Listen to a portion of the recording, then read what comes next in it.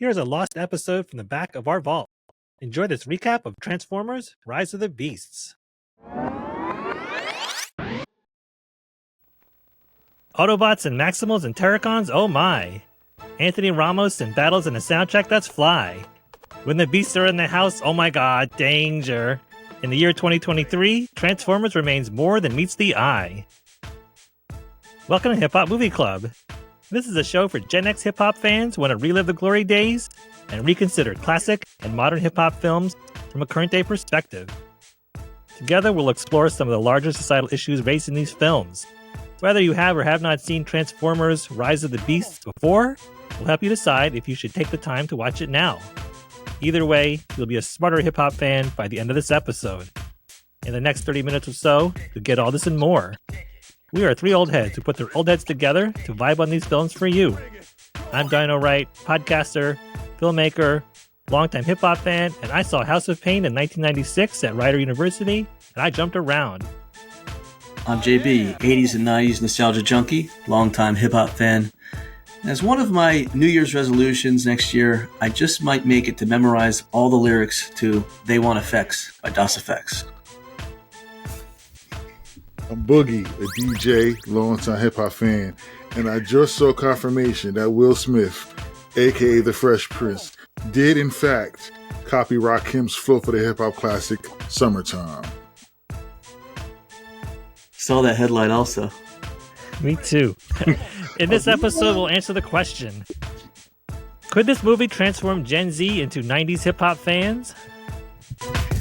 Transformers: Rise of the Beasts is a 2023 sci-fi action thriller. Set in 1994, the film follows ex-military tech guru Noah Diaz and a young historian, Elena Wallace, as they team up with Optimus Prime and the Autobots in a battle for the coveted Transwarp Key, which, if it falls in the hands of the Terrorcons, would threaten the future of Earth and all of mankind.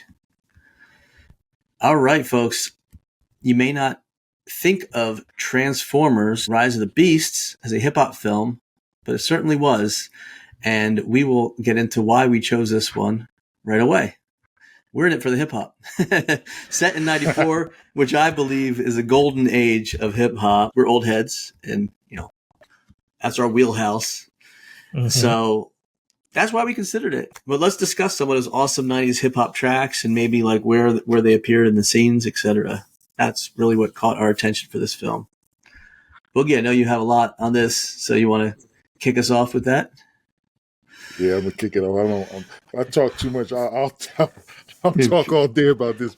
I absolutely love this movie because of the nostalgia that it brought back. I mean, 1994, I graduated from high school, and this movie seems to take place right around the time I was getting ready to graduate, or I just graduated. So let's hit it off. First thing I noticed was Cream by the Wu-Tang Clan, and it appears as the film starts to show 1994 New York City. We get an introduction to Noah sitting in his room. He has several hip-hop posters on the wall. He has the Wu-Tang Clan poster that I noticed. I saw a Poetic Justice poster, which is a film we reviewed. I saw Ready to Die, Big Papa, and Nas posters. You get a glimpse of some of the cassettes that he has on his desk. I saw De La Soul's 3 Feet High and Rising, and Cypress Hill's Black Sunday.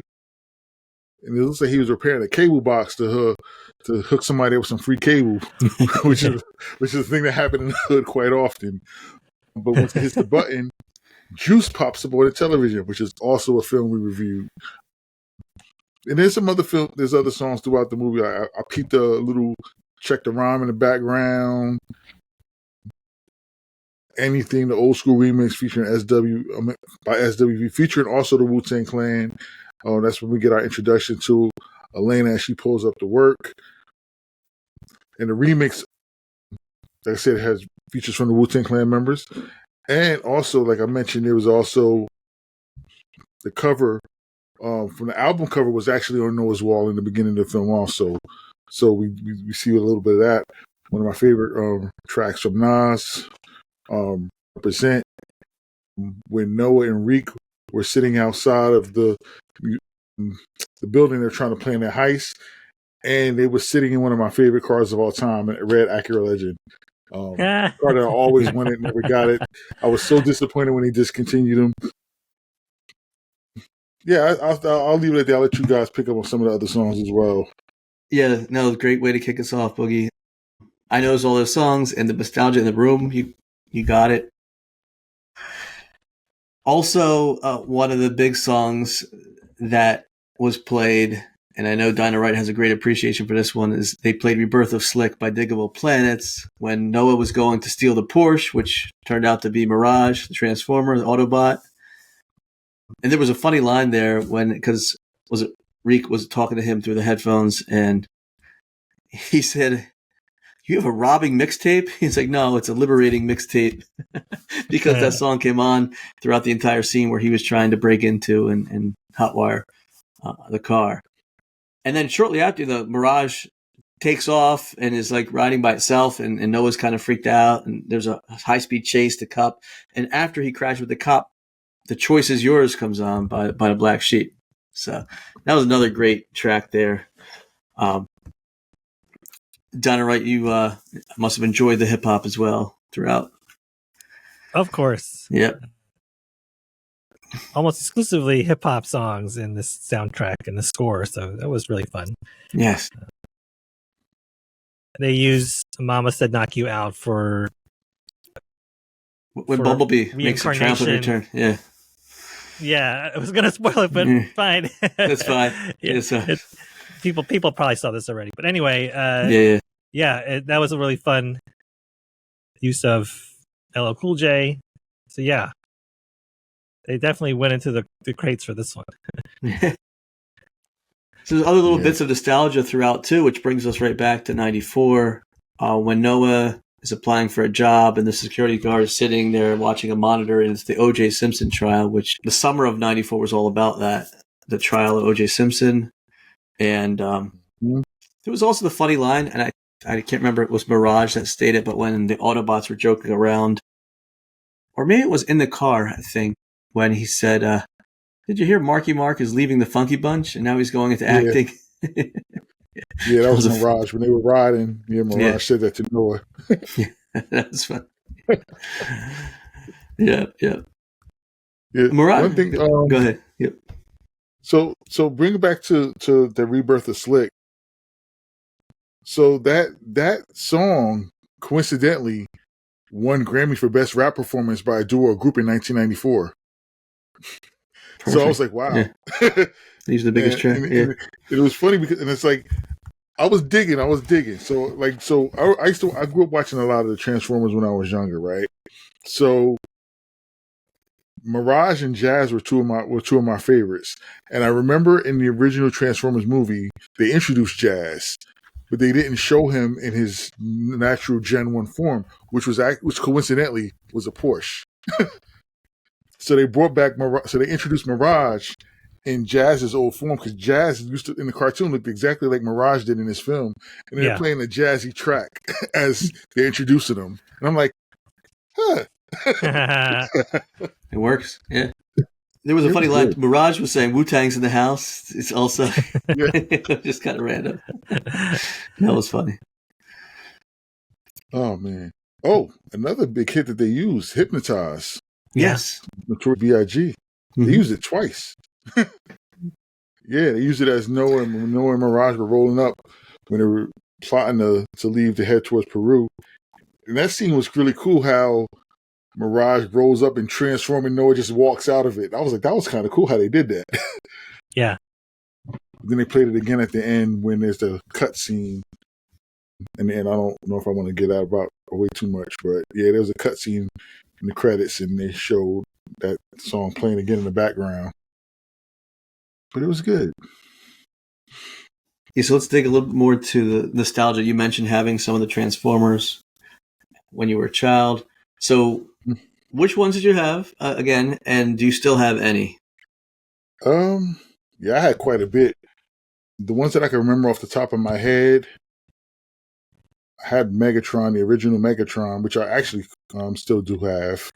Sunstreaker, I still have. Skywarp, I still have. I actually had Sunstreaker and Skywarp before the cartoon even came out. Wow. Yeah. Optimus Prime, I still have the original. I have Slag, one of the Triceratops Dinobot, Cliff Jumper, Wow. Ironhide. Ironhide I actually had it before the cartoon came out as well.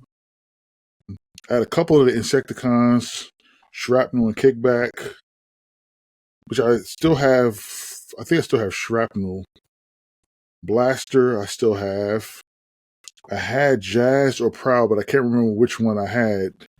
I had a couple of the Constructicons. I know I still have one of them. And I got a couple of other random like Gen 2 Transformers. I think I still have like somewhere between like 10 and 15 still. Not mint condition, but they're still pretty good. They're probably better than fair. They're probably about good or very good. Dino, which ones did you have? I know you were a big collector of Transformers as well. Between my brother and then my youngest brother, we had all of them. Like, it was easier to just name which ones I didn't have. That's awesome. Honestly, I know we didn't have Six Gun, but we had almost all of them. There wasn't one I can't think of one we didn't have because we had them all between the three of us. Nice. Eventually, we wound up having all of them. We had Fortress Maximus, we had Metroplex, we had Trypticon, Omega Supreme eventually. So yeah, between Star Wars and Transformers, those were the two big ones that we had. At least the middle brother and me. That was our era for toys, and eventually we wound up having almost all of them. And my youngest brother now has them all with him, so he's keeping that flame alive, or spark, if you will. Spark. That's awesome. I was huge into sports and baseball cards and everything, but Transformers caught my eye, but I only had one, and I remember it was a red sports car, so I looked it up, and it was called Sideswipe. Yeah. Sideswipe. Mm-hmm. These things are valuable too. If you in the box, they're really valuable. Mm-hmm. Even loose, they're worth maybe $50 to $75. So yeah. But they were so much fun, and I know I was joking with you guys off the air maybe a week or so ago when we were talking about Transformers. I had several more of the GoBots because they were much cheaper. Yeah, couldn't really afford the Transformers, but the GoBots were probably a third of the price. Yeah, they weren't as flexible in terms of what you could do. They would probably break a little bit more easily. But they didn't expand and have like the wingspan and the range of motion of the Transformers. But if you remember GoBots, I had a few of those as well. I remember them clearly. Yeah, but I just had the one Transformer and a bunch of GoBots. Yeah, the GoBots, you could move. They could move like the shoulders, but they didn't have the elbow. Yeah, they didn't have an elbow. Move at the hip, but no knees. Yeah, it's like the No Frills brand of Transformers. Kirkland brand or Walmart brand. Kirkland brand robot. They'll get you the fix. They'll get you a little bit of the fix, though. Yeah. I was always jealous of everybody that had all the other ones. It wasn't in our family's budget, but it was fun. The GoBots were still fun to play around with, because my older brother, was really big into Hot Wheels too. So this was just the next evolution of just the toys you can play around with. So my brother had cases and cases of Hot Wheels. We'd play on the tracks, and then when Transformers came out, popular like in 84, 85. Yeah, we play with those. That was just the next step.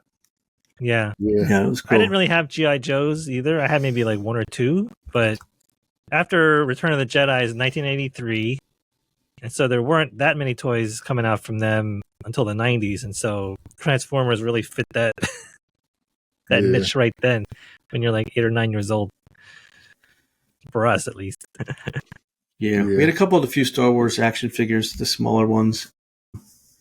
And I wasn't really much into G.I. Joe. And then that's around the same time that Cabbage Patch Kids became the craze. That was the most coveted toy in the mid-'80s. Oh, man, there was a mad dash for those right around this time.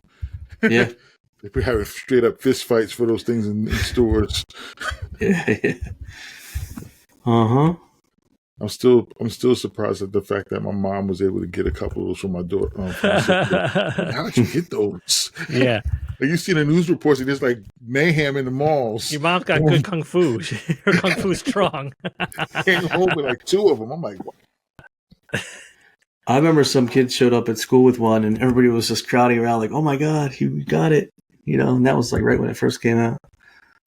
Yeah, it's funny too. I remember because my dad was into like crafting and like just making using patterns to make like uniforms and things like that. So you go to some of the craft stores and you see like the replica head, and people were actually like making them Wow. and selling them, but they didn't have the signature from the guy. You had the little signature on the butt. Xavier, the X, Xavier, Xavier something, yeah. Yeah, they didn't have a signature, so you could tell like if somebody was trying to sell you a knockoff one or not because he didn't have the signature on it. Mm-hmm. That's good. Yeah, every once in a while, one of those toys will pop off, and it's like Tickle Me Elmo was another one, and yeah. Fights about that. Mm-hmm. We got one at one point. Furbies and Tamagotchis. Oh yeah. Those things. Yeah, I was glad that even though I had, I wanted toys and things like that. None of the toys that I wanted were any of those crazy ones. Yeah. Like standard, Transformers. Mm-hmm. Yeah, if you went out ahead of time, you can find them. Yeah. Star Wars, same thing. G.I. Joe figures, yeah, you can find them. But, not these ridiculous crazy ones. Nope. I think the craziest one though was that I did want was the Nintendo when it first came out.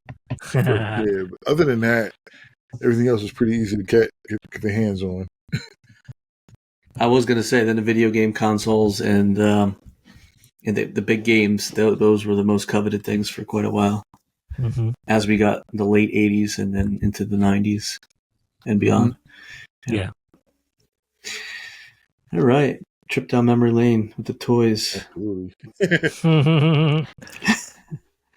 Let's talk a little bit about, brief discussion about like the plot and what were some of the other key elements that you liked in the film. I'll kick it off. Like, I'm an Anthony Ramos fan. I mentioned before, like I liked him from Hamilton, which we reviewed. He was in the Heights, another Lin-Manuel Miranda special. He's becoming more and more visible in a lot of movies. I just like his swag and his style. He's a cool customer that you can. He's likable, I should say.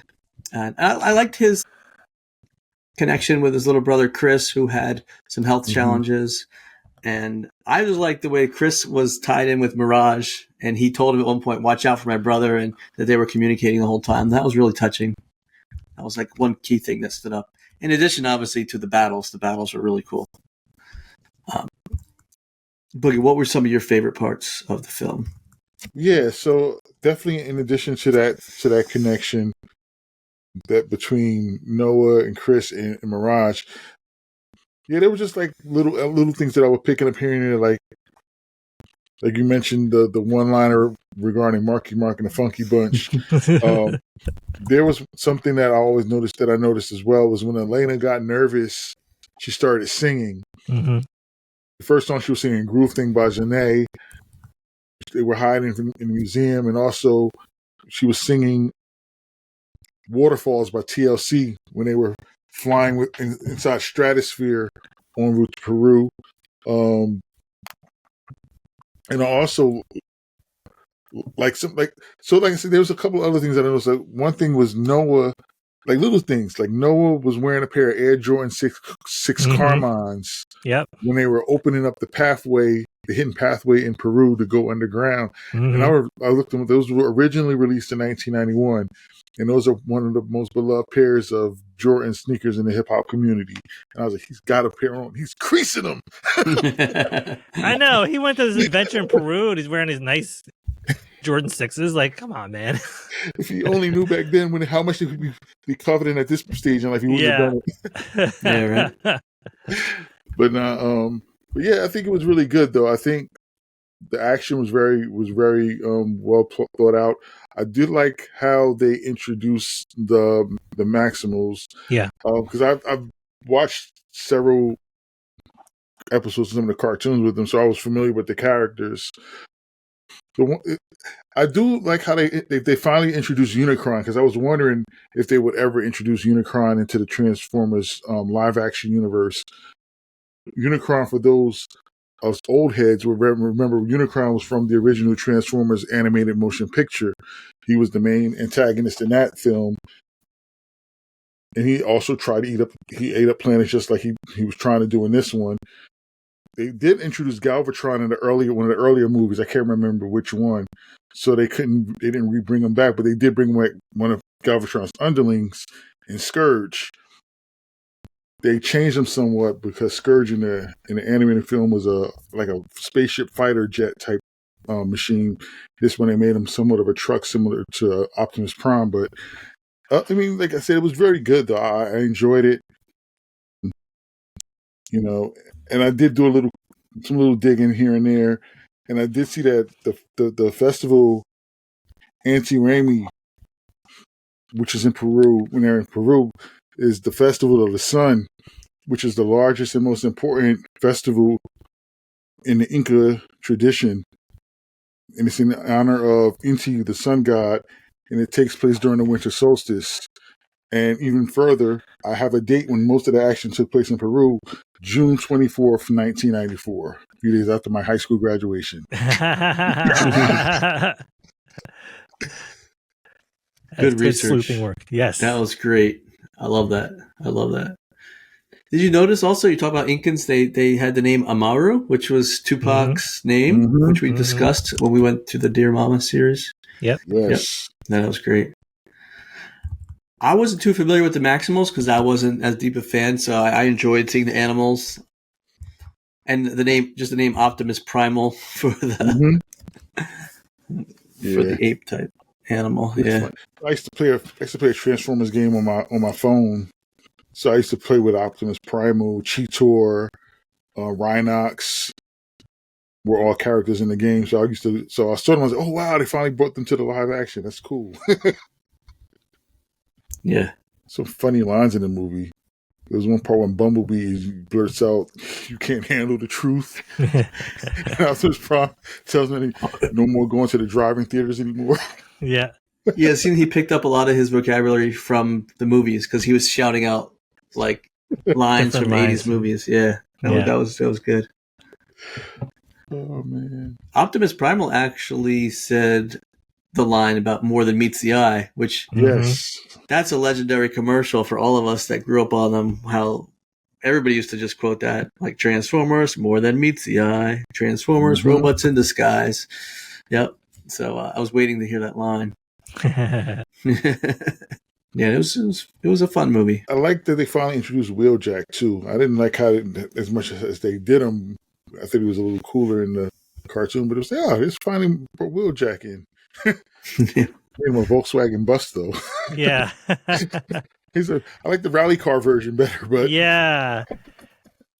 I always struggle with how they change things between, say, the cartoon or the toy itself, and then how they change them in the comic books, how they change them in movies. Yeah. And so, do you need to use the same name if we all knew Wheeljack as a Lancia? Right. Yeah. I mean, it was all right. And it was fun to see Cristo Fernandez be the voice of Wheeljack. It was kind of fun. He's Danny Rojas and Ted Lasso. The other cool Maximal was Air Razor. The bird, it was like a falcon, it looked like. Mm-hmm.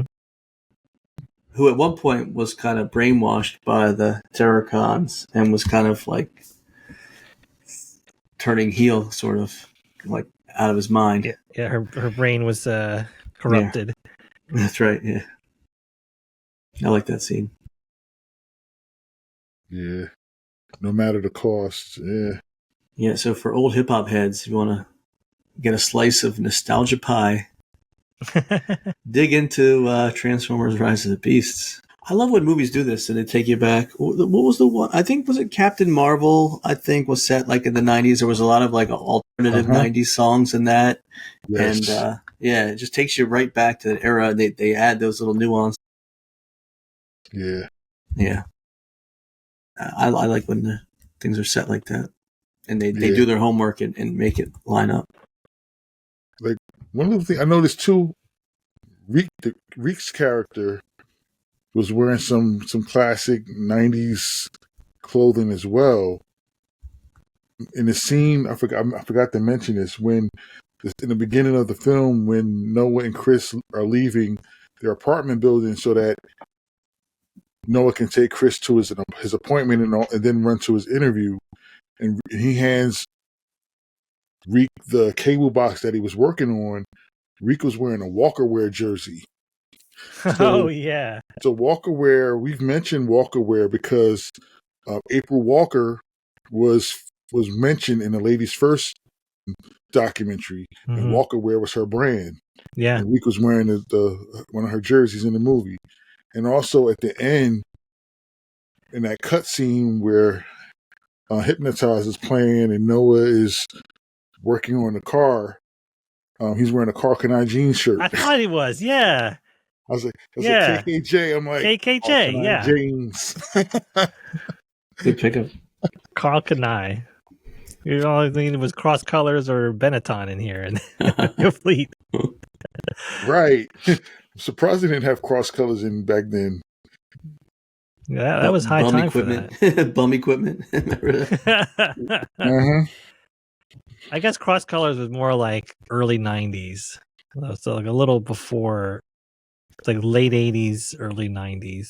Mm-hmm. Yeah. But anyway, yeah, it was Carl Kanai. You still have Carl Kanai jeans stuff, Levi? You still have Carl Kanai? Oh no. Oh man, big cross. You got Alexander Julian.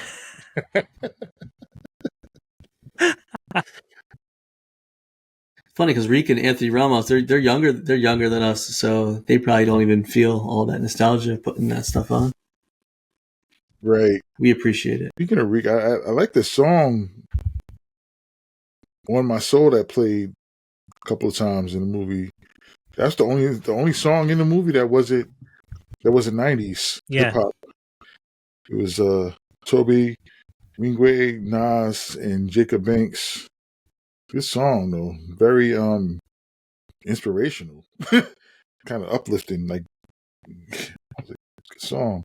It was just that conversation between Noah and Elena when they were talking about the neighborhood they were from, and they mentioned Tony's Pizza and Knickerbocker and Green. So of course I had to look it up. And it's there. Yeah, they did their homework. Yeah. I was like, I always try to look for little things to see if they really, did their homework or if they just threw something in there for the sake of the film. Mm-hmm. I was like, yep, it's there. Real place. Yeah, real place. Mm-hmm. That would be funny if they would have mentioned Sal's Pizza and then it's going to cross over with Do the Right Thing. Yeah. Yeah, you remember Bed-Stuy? You remember Sal's Pizza? Sal's famous in Bed-Stuy? Yeah, my man Mookie used to deliver to us. Wait a second. That would have been like, whoa, mind blown. Yeah. Yeah. Yeah. Oh no, you guys want to wrap it up? Give us the ratings for this film. Sure. All right. So Boogie for Transformers: Rise of the Beast from 2023. Bring that funky flick back. Or leave it in the vault. I'll bring that funky flick back. Dino right? I'll bring this funky flick back. I also will bring this funky flick back. I like these retro Transformers movies more than the original ones. Like, I really enjoyed Bumblebee. And I like this one. Yeah, this is the first one I've seen since the first one, so I guess I should go back and watch the other ones, but I wasn't all that bowled over by the first one, so. Yeah. Yeah. It's funny, so many of my friends said, did you see the new Transformers? There's so much 90s hip-hop in it. There's so much, you gotta watch it. There's so much 90s hip-hop in it. So that's why I brought it up to you guys. I was like, hey, let's do this film, because it's right up our alley. Yeah. Yeah, I was trying to figure out, like, did they need to go back to 1994 for this? And I wasn't sure I had a good answer for it, but 90s hip hop works for me. Yeah. The Bumblebee one takes place before this one. It goes back even further. Bumblebee standalone films go back even further. Okay. Yeah. So it does align with some of the sequencing. This is a prequel to some other ones, I think, right? So there is a reason for the 94 if you're really into the Transformer universe. Yeah. Yeah. Yeah, because in the Bumblebee film, he actually was a Volkswagen Bug Beetle in that one, and then at the end he decides he wants to upgrade, and then he turns into the Camaro. Okay. I said, okay, I'll buy it now. Yeah. Because they will ride by a vehicle and just scan the vehicle, and then they could change their form into that vehicle. I was like, okay, all right, I'll go with it. All right. All right. Shout out to you listeners. Thanks for tuning in. Remember, don't hate, substantiate. Ooh. It's true. True that. Be facts-based. Facts-based. Data-driven. That's right.